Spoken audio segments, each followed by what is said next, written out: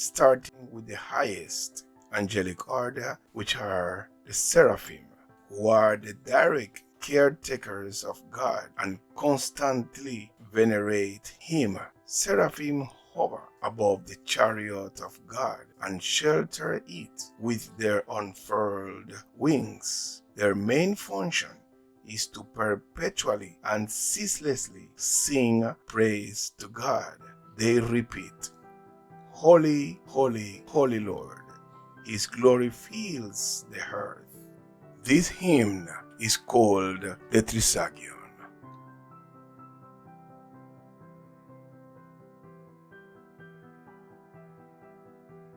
The word seraphim means burning one, for they burn in their love for God, also representing His wrath and purifying fire.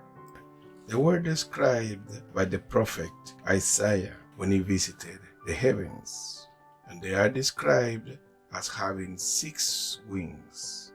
2 wings to cover their eyes so they don't look directly upon the face of the Almighty, 2 wings to cover their nudity, and 2 wings to help them to fly. Seraphim are depicted red or even on fire.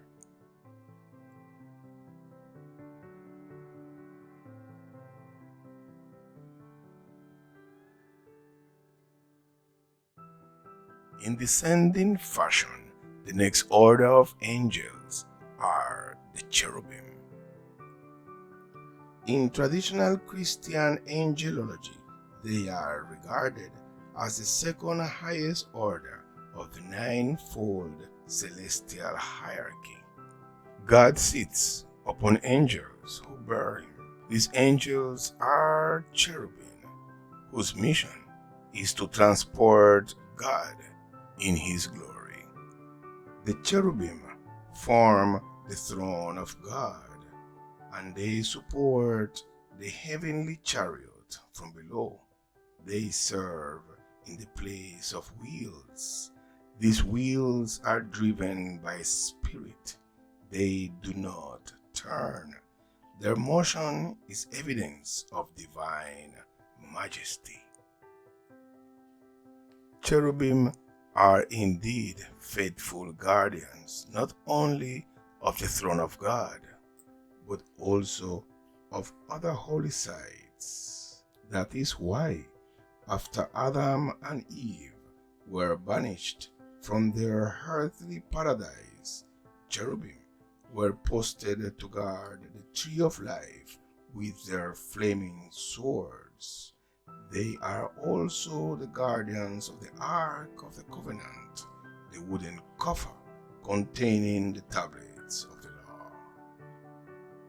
Regardless, the truly frightening and impressive aspect of cherubim, from the Renaissance period onward, cherubs have been represented as plump-faced, smiling infants with rosy cheeks, of a small stature and curly hair, often adorning our greeting cards or the keystones of churches. They really represent a fusion of several winged beings from different cultural traditions. For example, the Greco-Roman mythology accounts numerous winged divinities like Eros, Cupid, and Mercury.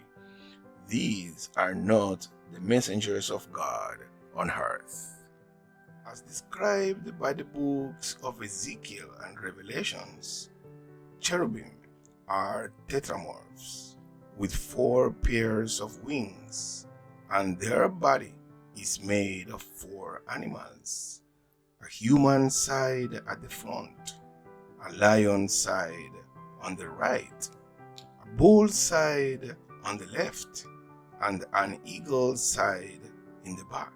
Their legs are straight and their feet like those of a calf, shining like polished brass. Christian tradition insists to interpret these as a symbol of the 4 evangelists, or the 4 pillars of divine glory. Cherubim are blue, like the sky. In occasions, they are also depicted in red color, representing the burning love of God. According to Ezekiel, their vigilance is symbolized by numerous eyes in their whole body. On their back, their hands, their wings are full of eyes round about. Thanks to them, nothing escapes God. Hence, they represent fullness of wisdom and knowledge. Perhaps these are the reasons that qualify cherubs to, on behalf of man, implore God to forgive and protect the righteous of the human race.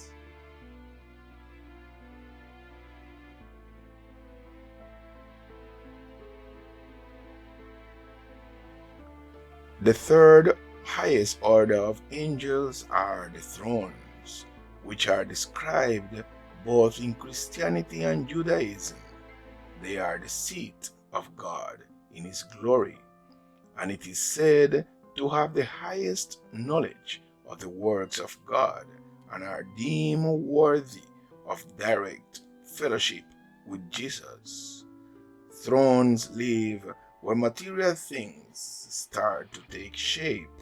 They are full of humility and bring peace wherever they make themselves present. Thrones angels see and adore God directly and are known for their wisdom and justice. They have wonderful minds and contemplate God's wills on a regular basis.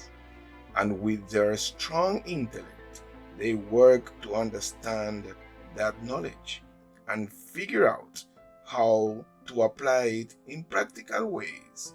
Through that process, they acquire their great wisdom. Since thrones angels are especially wise, they often explain the divine wisdom behind the missions that God assigns to angels who work in the lower angelic ranks. These lower angels, from dominions to guardian angels, learn lessons from the throne angels about how best to perform their God-given mission in ways that will accomplish God's will in each situation. Their biggest mission, however, is to inspire faith and to reestablish and maintain the divine justice in the higher sphere.